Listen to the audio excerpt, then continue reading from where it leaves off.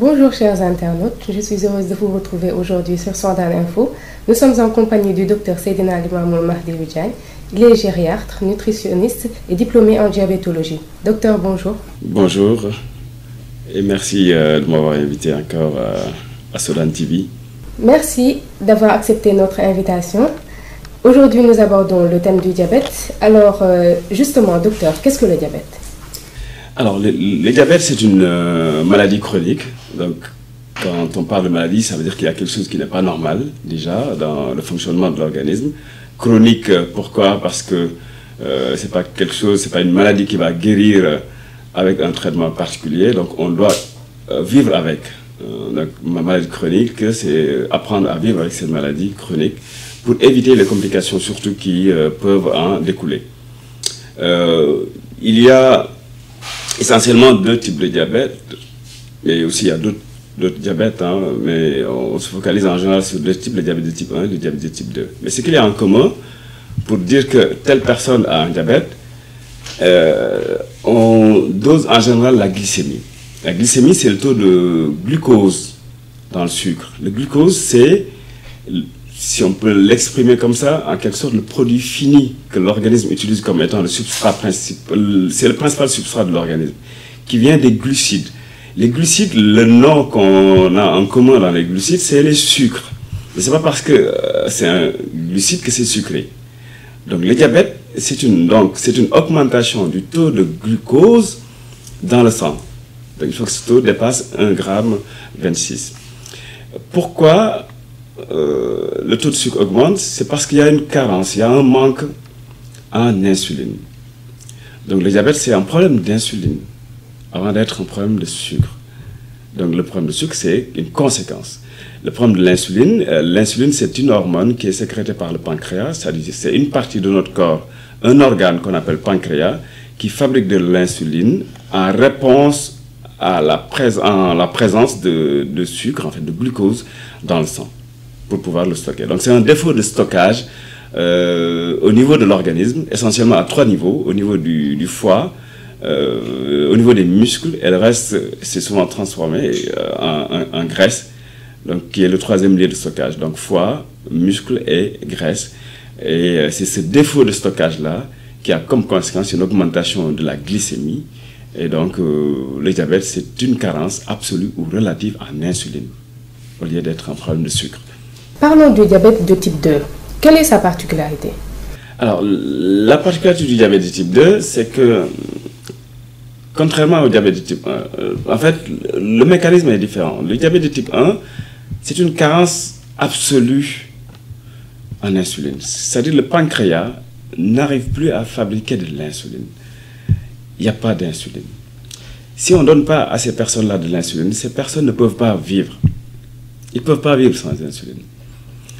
Alors que dans le diabète de type 2, qu'on appelle aussi le diabète de la maturité, parce qu'en général, ça survient, c'est des gens, en fait, c'est des personnes beaucoup plus âgées. Dans ce diabète, il y a encore de l'insuline.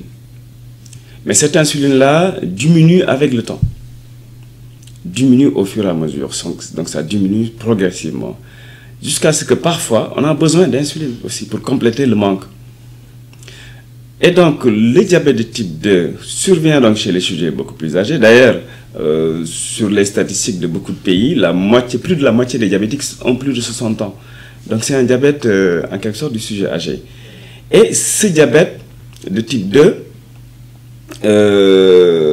peut survenir aussi des fois dans un contexte de ce qu'on appelle syndrome métabolique, c'est-à-dire chez quelqu'un qui s'est mal nourri jusqu'à devenir obèse ou en surpoids, créer ce qu'on appelle une insulino-résistance, c'est-à-dire l'insuline est là, mais l'insuline n'arrive pas à travailler normalement, à jouer son rôle de clé. C'est comme une clé qui ouvre les réservoirs qui permettent de stocker le sucre, en fait le glucose, dans ce que j'appelais tout à l'heure le foie, les muscles et la graisse. Donc c'est un diabète qui survient, donc, pour résumer, chez les sujets un peu plus âgés, parfois au-delà même, le plus souvent de la trentaine, parfois au-delà de la quarantaine, et plus de la moitié à plus de 60 ans.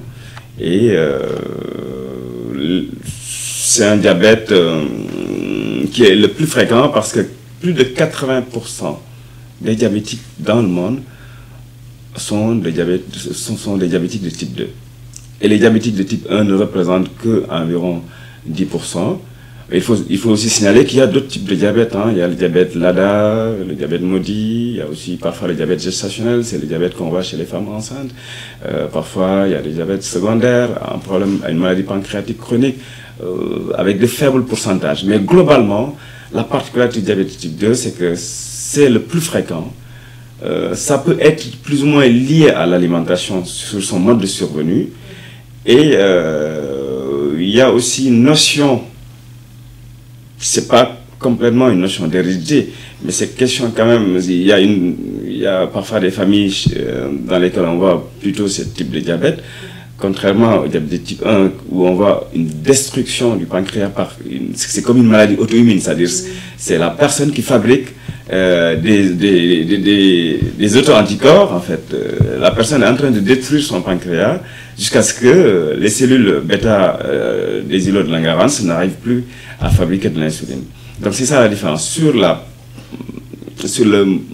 mode de survenue, c'est différent. La fréquence, c'est différent. Les âges, c'est complètement différent.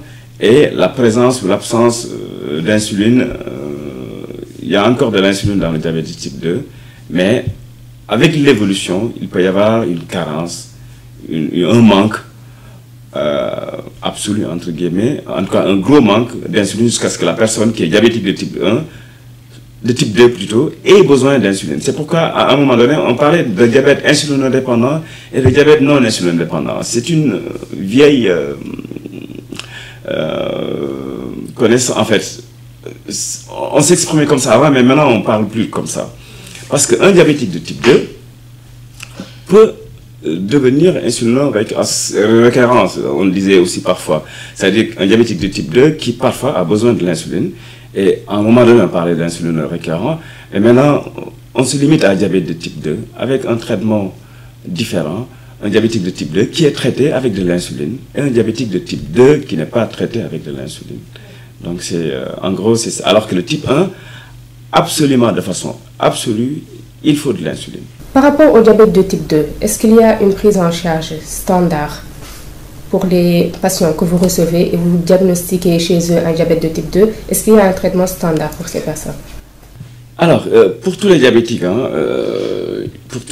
il n'y a pas un traitement standard, mais il y a une prise en charge globale avec des normes, en fait, avec des recommandations, disons, conseillées, recommandations plus ou moins standards dans le monde, parce que il faut se dire que chaque cas est unique, chaque diabétique est unique. Chaque individu aussi est unique, hein. Sur le plan génétique, on n'est pas pareil. Donc, devant la maladie aussi, nous ne sommes pas pareils. Et donc, dans le diabète de type 2, comme dans le diabète de type 1 aussi, les mesures hygiéniques sont toujours au premier plan. C'est-à-dire le mode de vie, comment la personne vit. Vivre aussi, c'est bouger, c'est avoir des activités physiques, c'est aussi manger, comment on mange. Et quels sont aussi les risques qu'il faut éviter de prendre sur des choses, par exemple, qui sont inutiles, comme par exemple fumer, enfin, le tabagisme, des choses comme ça. Ça, c'est valable pour tout le monde. Ça fait partie des mesures hygiéno-diététiques. Et c'est l'hygiène de vie, avoir une bonne hygiène de vie. C'est valable aussi bien pour le type 1 que pour le type 2. Maintenant, pour le type 2, on est beaucoup sur ces mesures hygiéno-diététiques parce que les complications chroniques sont souvent des complications qui surviennent de façon sournoise, tout doucement, pendant des années et des années. Donc si la personne n'a pas une hygiène de vie, une bonne hygiène de vie, les complications vont survenir sans que la personne ne s'en rende compte. Donc au moment où elle va s'en rendre compte, c'est parce que les complications sont là. Et les complications du diabète, c'est d'autres maladies. C'est d'autres maladies aussi. Et donc, c'est pourquoi, en plus de ces mesures hygiéniques, bon, on peut revenir là-dessus après, la particularité, c'est le traitement médical. À un moment donné, il fut un temps où on disait que la première ligne, la première mesure qu'il faut faire, c'est le traitement, c'est la première partie du traitement, c'est les mesures diététiques, et on s'est limité à ça. Maintenant, on a vu que ça ne suffisait pas. Donc les recommandations, les dernières recommandations montrent que le plus souvent, ou presque toujours, on a besoin d'un traitement. Et le traitement de base pour le diabétique de type 1, c'est un antidiabétique oral qui s'appelle la metformine qu'on utilise. Mais aussi, il y a d'autres types d'antidiabétiques oraux qu'on peut utiliser. Et là aussi, ça se discute. Il y a d'autres aussi qui ne tolèrent pas la metformine, qui peuvent utiliser des autres types, comme par exemple les sulfamides hypoglycémiants. Il y a certains même qui vont utiliser jusqu'à les incrétines, etc. En tout cas, il y a plusieurs. Les glynites aussi sont utilisés. Donc, ce sont ces associations-là de traitement. Soit on utilise un seul de ces médicaments-là, soit on utilise 2 ou 3 de ces antidiabétiques oraux qui ont des classes différentes. Et des fois, on est obligé aussi d'y associer de l'insuline. Comme je l'ai dit tout à l'heure, si à un moment donné de l'évolution de la maladie, le pancréas, malgré tout ce qu'on va faire, n'arrive pas à fabriquer suffisamment d'insuline, là on est obligé d'amener de l'insuline. Parce que les antidiabétiques oraux, leur rôle c'est quoi? Il y a 2 rôles. Soit c'est les facilitateurs entre guillemets, parce que la metformine dont je parlais tout à l'heure, c'est comme si j'ai une clé. La clé, c'est l'insuline. La clé n'arrive pas à ouvrir la porte. Donc, je mets un peu de graisse pour ouvrir la porte. Et la clé, c'est quoi? C'est l'insuline. Les insulinosécréteurs, c'est comme si je demandais à l'usine qui fabrique la clé de me fabriquer encore un peu plus de clés. Donc, les insulinosécréteurs, c'est des médicaments qui vont dire au pancréas de fabriquer un peu plus d'insuline. Et donc, si on l'associe aux médicaments qui vont faciliter l'action de l'insuline, donc ça fait une bithérapie, ça peut faire aussi une trithérapie. Donc on aide le pancréas à fabriquer et à optimiser le peu d'insuline que ce pancréas fabrique. Et si ça ne suffit pas, là, c'est là qu'on va ajouter de l'insuline. Et le plus souvent, quand on ajoute de l'insuline, on peut laisser quand même le traitement de base qui était la metformine, mais le plus souvent, on enlève les autres médicaments. Et la particularité, l'autre particularité aussi qu'on a chez les diabétiques de type 2, si c'est un diabétique de type 2 qui est obèse, aussi, on va tout faire aussi pour essayer de baisser le poids, donc par une alimentation équilibrée le plus souvent. Vous avez parlé aussi de la médicamentation. Maintenant, si on se focalise sur les mesures hygiéno-diététiques, quelles sont les complications qui peuvent survenir chez les personnes qui ne respectent pas en fait ce mode de vie dont vous parliez tout à l'heure? Qu'est-ce qui peut leur arriver par rapport à leur état diabétique? Voilà, donc si, bon, pour rappel, les mesures hygiéno-diététiques, donc comme je l'ai dit tout à l'heure, c'est un mode de vie. Quand on parle de mode de vie, il y a l'activité physique régulière qui est vraiment au premier plan. La deuxième chose aussi, avant l'activité physique, bien sûr, hein, ça peut être au premier plan aussi, c'est l'alimentation équilibrée. Là, il y a eu beaucoup d'évolutions dans l'histoire de la diabétologie, si on peut dire comme ça. Avant, quand on parlait de diabète, on pense au sucre et on pense aux produits sucrés. Maintenant, on parle pas, on ne pense plus forcément au sucre et aux produits sucrés. On pense au glucose et à la disponibilité du glucose dans le sang.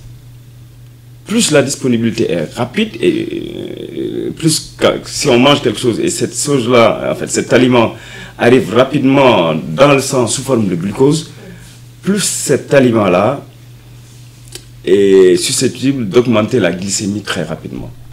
Donc c'est ce qui a fait naître ce qu'on appelle l'index glycémique. L'index glycémique d'un aliment. Et on va au-delà, on parle de l'index glycémique d'un repas. Parce qu'un repas, c'est constitué de plusieurs aliments. Ce n'est pas un seul aliment, mais c'est plusieurs aliments. Et dans l'estomac, tout se mélange.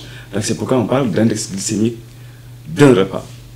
Et plus cet index est élevé, c'est-à-dire plus ce repas a la capacité de faire augmenter la glycémie très rapidement, c'est-à-dire plus ce repas est digéré très rapidement et que dans sa composition il y a beaucoup de glucose, plus la glycémie est élevée et plus l'organisme, le patient qui est diabétique a du mal à faire baisser cette glycémie-là.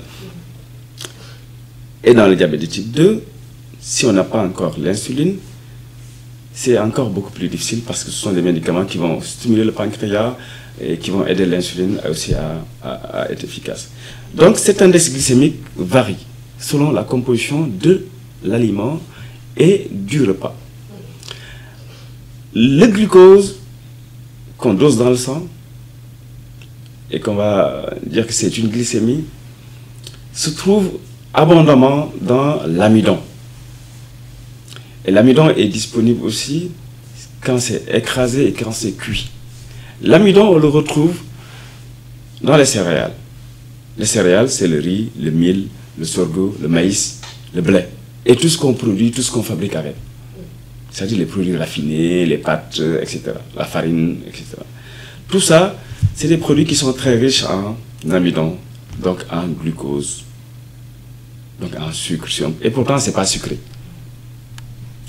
Les produits sucrés, ces produits sucrés sont sucrés parce qu'en général, il y a ce qu'on appelle le fructose. Le fructose, c'est ce qui vient des fruits. Et c'est ce fructose-là qu'on retrouve aussi dans ce qu'on appelle le saccharose, c'est le sucre qu'on vend à la boutique. Le sucre de table. Ce sucre-là est sucré parce qu'à l'intérieur, il y a une association de glucose et de fructose. Et pourtant, depuis très longtemps, on s'est focalisé sur les produits sucrés. Et que les produits sucrés ne sont pas forcément les produits qui ont un index glycémique élevé ou très élevé. Surtout en termes de charge glycémique, c'est-à-dire en quantité de glucose, il n'y en a pas plus dans le riz bien cuit ou dans la farine que dans un morceau de sucre ou dans une cuillère de sucre. Donc, c'est pourquoi la notion d'index glycémique est vraiment capitale. Donc, les produits sucrés qui viennent aussi du sucre raffiné ou bien qui viennent des fruits, donc contiennent aussi un peu de glucose sous forme de saccharose, donc, mais aussi contiennent du fructose. Mais ce qui va déterminer l'index glycémique de ces produits sucrés, qui ont le goût sucré, c'est qu'est-ce qu'il y a encore à l'intérieur. S'il y a quelque chose de gras avec du sucre, le gras va ralentir l'absorption de ce sucre-là, si on peut parler d'absorption. Donc ce qui fait que quelqu'un qui mange par exemple un pain, ça c'est juste un exemple, du pain blanc, avec un index glycémique très élevé, 80-90, alors que le glucose c'est 100. Alors que si on compare avec le riz par exemple, c'est 80, parfois c'est 70, si par exemple si c'est du riz basmati. Donc ce pain blanc-là, si on le mange seul, quelle que soit la quantité, va faire élever la glycémie très rapidement. Par contre, si je mange mon pain blanc, en mettant à l'intérieur de ce pain-là du thon, le thon, c'est des protéines, c'est un peu gras aussi, il y a un peu de graisse, il y a un peu de protéines. Et si on le mange avec ces glucides-là, la vitesse que ce pain aurait pour faire augmenter la glycémie va être ralentie. Donc, manger un petit bout de pain comme ça, seul, et manger le même bout de pain, mais avec à l'intérieur du fromage ou du thon ou quelque chose d'autre, du ndambé ou autre chose, ça n'a rien à voir. Donc, le pain blanc seul fait augmenter la glycémie plus rapidement que le pain avec, par exemple, du thon. Mais au niveau calorique, il y aura plus de quantité d'énergie avec le pain, avec autre chose, que le pain seul. Donc, tout dépendra après des objectifs qu'on se pose. Donc, les céréales sont beaucoup plus riches en amidon, donc font augmenter la glycémie plus rapidement, surtout si c'est cuit. Dans un second temps, il y a aussi les tubercules. Les tubercules, on peut aussi parfois les appeler les légumes racines. Hein. Les tubercules contiennent aussi beaucoup d'amidon. Et s'ils sont cuits, un tubercule a un indice glycémique plus élevé. C'est par exemple le cas des pommes de terre, le cas des patates, etc. Du manioc, le nyambi. Donc, quelqu'un qui va me dire, je mange mon riz, mais je vais manger beaucoup de légumes, mais mes légumes, c'est le carotte, c'est le nyambi, c'est... voilà. Carotte cuite et carotte crue, c'est pas pareil, par exemple, comme index glycémique. Carotte crue, c'est un index glycémique très faible, qui est proche de l'index glycémique des salades ou des feuilles de bissap, etc. Alors que qu'une carotte cuite a un index glycémique parfois même plus élevé que l'index glycémique du riz. Mais avec une charge glycémique différente quand même, plus faible. Donc c'est pourquoi la notion d'index glycémique est importante. Donc il faut voir où se trouve l'amidon surtout. Donc dans ces tubercules-là et dans les céréales. Maintenant, entre les deux, il y a ce qu'on appelle les légumineuses. Les légumineuses, c'est niébé, petits pois, lentilles, haricots blancs, etc. Il n'y a pas beaucoup d'amidon dans ces légumineuses-là ou légumes secs. Il n'y a pas beaucoup de sucre. Et il y a beaucoup de fibres. Il y a des protéines aussi là-dedans. Donc si on mange ces produits-là et qu'on les mélange avec les céréales, donc l'index glycémique du repas va être baissé par ces légumineuses. L'index glycémique global, c'est-à-dire on associe quelque chose qui est digéré très rapidement et qui fait augmenter la glycémie rapidement et quelque chose qui est un peu plus lent. Et si on y met après du poisson, du riz, un peu d'huile, etc., ça ralentit encore davantage parce que le poisson, c'est des protéines, le gras aussi, tout ça, ça n'a pas du tout de glucides, ça n'a pas de sucre. Donc juste pour rappeler aussi que le sucre, on le trouve exclusivement dans les plantes. Dans les plantes. Même si tout à l'heure j'avais dit que ça se stockait dans l'organisme au niveau des muscles et au niveau du foie, etc. Mais un animal qu'on mange, par exemple, si on mange un mouton ou quelque chose d'autre, le temps de le manger, on a perdu le glycogène qui était là-dedans. Donc on a perdu le sucre qui était là-dedans. Donc le sucre, on le trouve exclusivement dans les plantes. Donc, mais ce qu'il y a dans les feuilles a un index glycémique beaucoup plus faible. Les feuilles de bissap, de khobignami, khoboupatas, bon ça c'est nos plats habituellement, le mboum, etc. Index glycémique très faible. Si on laisse avec notre couscous ou notre riz, etc., ça fait baisser l'index glycémique global du repas. Donc c'est ça qu'on appelle alimentation équilibrée. Donc les fruits, on les mange aussi. C'est pas parce qu'on est diabétique qu'on mange pas de fruits. Il faut en manger parce que dans les fruits, c'est sucré. Mais comme je le dis tout à l'heure, c'est pas forcément du saccharose qui fait que c'est sucré, mais c'est le fructose. Mais il y a également aussi beaucoup de fibres aussi dans les fruits. Et un même fruit peut avoir un index glycémique différent par rapport à si c'est un fruit très mûr ou pas. Si nous prenons une banane mûre et une banane dure, la banane dure a un index glycémique plus faible. Ça se digère plus lentement que la banane qui est mûre. Pareil pour une mangue, etc. Les fruits aussi qui ont beaucoup d'eau, par exemple les pastèques et autres, ont un index glycémique plus élevé. Les autres, les fruits secs, les raisins secs, les dattes et tout ça, c'est très sucré. Index glycémique parfois élevé, mais on en mange de petites quantités, donc charge glycémique faible. Donc on n'interdit pas. On n'interdit pas les fruits et légumes aux diabétiques. Donc ça entre dans le cadre d'une alimentation équilibrée, et c'est cette alimentation équilibrée-là qui fait partie de l'hygiène de vie. Donc activité physique régulière, alimentation équilibrée, il faut bien boire aussi, et puis éviter tout ce qui est toxique, comme par exemple tout à l'heure je l'ai dit, le tabac. Ça détruit beaucoup, ça détruit les vaisseaux, et on sait que les complications chroniques du diabète, je pense que c'était ça la question, comment faire une bonne hygiène de vie pour éviter les complications.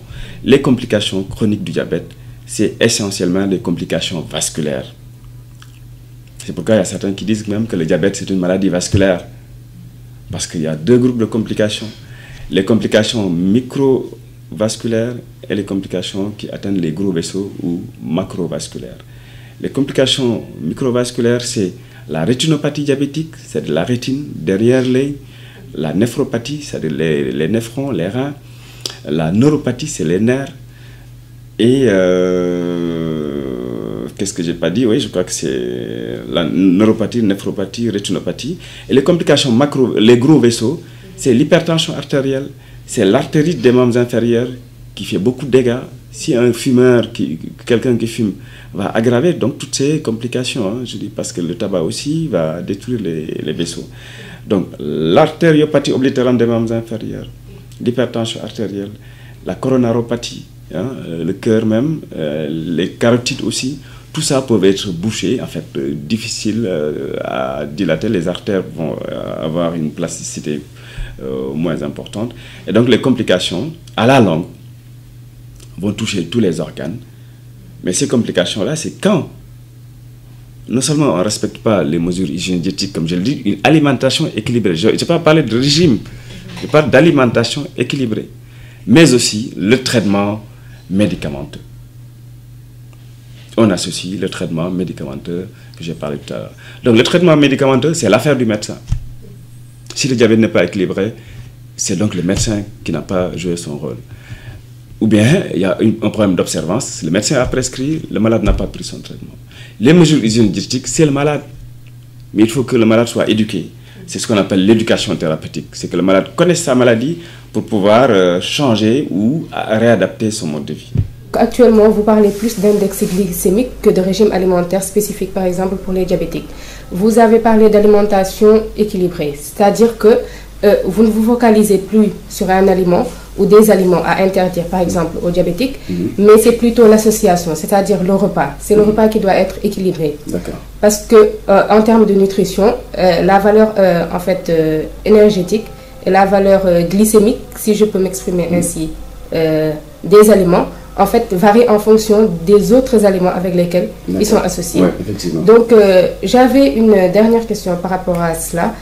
Est-ce que actuellement, vous interdisez toujours aux personnes diabétiques de consommer, par exemple, le sucre de table ou le riz ou certains aliments, ou est-ce que vous vous concentrez exclusivement sur l'alimentation équilibrée, c'est-à-dire qu'ils peuvent manger... Ouais.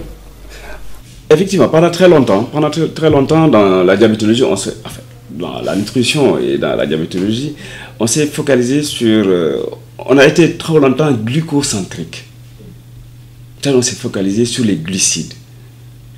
Et parmi ces glucides-là, beaucoup se sont focalisés sur ce qui était sucré.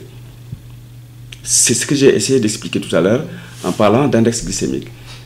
Quelque chose peut être pas du tout sucré. Par exemple, si je mange mon fondé sans sucre, l'index glycémique est beaucoup plus élevé. En fait, l'amidon, le sucre que je vais apporter dans mon corps, va être rapidement disponible par rapport à, par exemple, si je mangeais mon yassa à la casamassaise, donc avec avec du bissap ou du baguette ou voilà, du kanji, etc. Ou si j'allais au Bawol manger du tcheremboum, etc. Donc, c'est le repas. On n'est plus glucocentrique. L'alimentation, les macronutriments, c'est les glucides, les lipides et les protéines. Les lipides, on a vu aussi tout à l'heure, comme je l'ai dit pour le tabac, mais également les lipides aussi. Il y a certains lipides qui peuvent détruire, entre guillemets, les vaisseaux, les artères. Quand c'est du gras de mauvaise qualité, mais ça va générer, ça va faire fabriquer à notre organisme ce qu'on appelle le LDL cholestérol, le mauvais cholestérol. Si c'est du gras de mauvaise qualité, ça ne va pas favoriser la fabrication du bon cholestérol. Le cholestérol, encore une fois, ça provient uniquement des produits qui viennent des animaux. Même si on vous vend à la boutique de l'huile végétale, en marquant dessus, c'est sans cholestérol, de toute façon. C'est juste pour vendre, parce que de toute façon, il ne peut pas y avoir de cholestérol dans de l'huile végétale. Mais maintenant, est-ce que cette huile végétale peut favoriser la fabrication de cholestérol par l'humain que nous sommes? Et par les humains que nous sommes. C'est-à-dire, les êtres humains, c'est des animaux aussi. Et c'est les animaux qui fabriquent leur cholestérol. L'homme que je suis, je fabrique mon cholestérol. Mais à partir de mon équilibre alimentaire. Donc, si mon alimentation n'est pas équilibrée, que ce soit sur le plan lipidique, mais aussi que ce soit sur le plan glycidique, mais je peux fabriquer, parce que dans tous les cas, les 2/3 au minimum de mon cholestérol qu'on va doser dans mon sang, c'est moi-même qui le fabrique. C'est seulement 1/3 qui va provenir de l'alimentation. Donc, si je consomme des huiles qui vont favoriser le mauvais cholestérol, même si c'est de l'huile végétale, mais dans ce cas-là, je n'ai pas une alimentation équilibrée. Donc, on n'interdit plus à la personne, ne mangez pas les huiles, parce qu'il y a des huiles qu'on ne peut pas fabriquer. Les acides gras essentiels qui se trouvent, par exemple, qu'on a dans l'huile de colza, un peu dans l'huile de soja aussi, comme les oméga 3. Les oméga 6, on en a trop, on en consomme trop, surtout dans le tournesol. Les acides gras monoinsaturés qu'on a aussi dans l'huile d'olive, mais aussi dans le colza, dans l'huile d'arachide, c'est des composants des huiles qui nous protègent en quelque sorte. C'est ce qu'on a aussi dans le poisson. Et plus le poisson est gras, plus c'est bien et plus c'est moins cher ici au Sénégal. Donc c'est du gras qui nous protège. Mais il faut en tenir compte aussi chez quelqu'un qui est en surpoids. Il faut se dire qu'un gramme de gras, c'est 9 calories. Alors qu'un gramme de sucre ou un gramme de glucides ou un gramme de protéines, c'est 4 calories. Donc, il faut en tenir compte. Donc, se focaliser sur le bon gras. Comme je l'ai dit, sur les huiles végétales, il faut privilégier par exemple le colza, même si on n'en a pas beaucoup au Sénégal. Aller sur l'huile de soja, par exemple, c'est mieux que l'huile de tournesol en matière d'équilibre. Et puis, donc, on ne va pas se focaliser sur les glucides. On sera plus glucocentrique. Il faut qu'il y ait des légumes, des fruits, mais aussi une huile de bonne qualité. Évitons autant que faire se peut aussi les margarines. Les margarines que nous consommons aussi et qu'on appelle parfois beurre, ce sont des acides gras trans qu'il y a là-dedans. C'est-à-dire c'est de l'huile végétale qu'on a transformée. Et en chimie, en biochimie, c'est des acides gras trans que nous ne connaissons pas et qui vont aussi favoriser aussi la fabrication de LDL cholestérol. Je ne vais pas entrer dans les détails, mais en gros, tout ce qui est huile qui coagule, c'est de l'huile qu'on pose à 15 degrés et qui devient un peu plus dure, c'est des huiles en général qu'il ne faut pas consommer en grande quantité. Il faut limiter au strict minimum. Que ça vienne des animaux ou des végétaux. Si c'est les animaux, si c'est du poisson, c'est bien, par contre. Et donc, est-ce qu'on va jusqu'à interdire maintenant le sucre? Pour revenir à cette question-là, interdire tout ce qui est sucré? Non. Il n'y a pas d'interdit. Mais il faut revoir toujours aussi les quantités et comment ça se mange. Si je prends un morceau de sucre, et tout le monde va crier, il est diabétique, il a consommé un morceau de sucre. Et ce même diabétique, on lui dit, bon, vous pouvez prendre par exemple, qu'est-ce que je veux dire, du fondé. C'est-à-dire de la bouillie de mil. Mais ne mettez pas de sucre là-dedans, vous prenez un édulcorant, c'est-à-dire les choses artificielles là, pour sucrer, pour avoir le goût sucré. Mais la personne qui va prendre son fondé va faire augmenter sa glycémie beaucoup plus rapide que 1 gramme, en fait que 5 grammes de sucre. Un morceau de sucre, c'est 5 grammes en général. Une cuillerée à café de sucre, c'est 5 grammes. Et 5 grammes de saccharose. Dans 5 grammes de saccharose, encore une fois, je rappelle que saccharose, c'est glucose plus fructose. Donc on a 2,5 grammes de glucose. Et dans une cuillère de fondé, ou de mil, ou de je ne sais pas quoi, en tout cas en céréales, si c'est une cuillerée à café, c'est 5 grammes. Mais c'est 5 grammes de quoi? C'est presque 5 grammes d'amidon. Donc, il y a plus de glucose. C'est pas sucré. Donc, c'est pourquoi on raisonne en termes d'index glycémique. En gros, quand l'index glycémique est élevé, c'est ce qu'on disait que c'est un sucre rapide. Quand l'index glycémique est faible, c'est un sucre lent. Mais puisque ce n'est pas forcément que du sucre, qu'on va aussi mettre des protéines, des lipides et tout ça dans un repas, c'est pourquoi on parle d'index glycémique, c'est plus simple. Nous sommes au XXIe siècle et puis il faut avancer avec son temps. Et avant aussi, à un moment donné, on parlait de sucre simple, sucre complexe, mais on voit qu'il y a des sucres qui sont simples. C'est-à-dire en chimie, le fructose, c'est un sucre simple. Mais dans la pratique, c'est lent, c'est un sucre lent, c'est un sucre qui a un index glycémique très faible.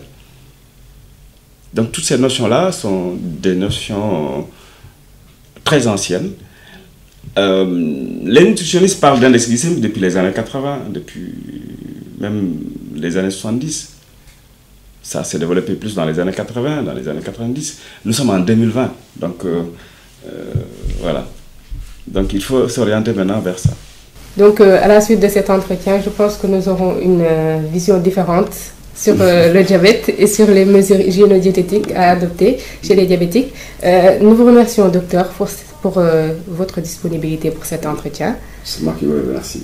Merci beaucoup. Merci, chers internautes. Donc, c'était un réel plaisir pour nous de vous retrouver sur Sodan Info et nous vous disons à très bientôt, Inch'Allah. Merci.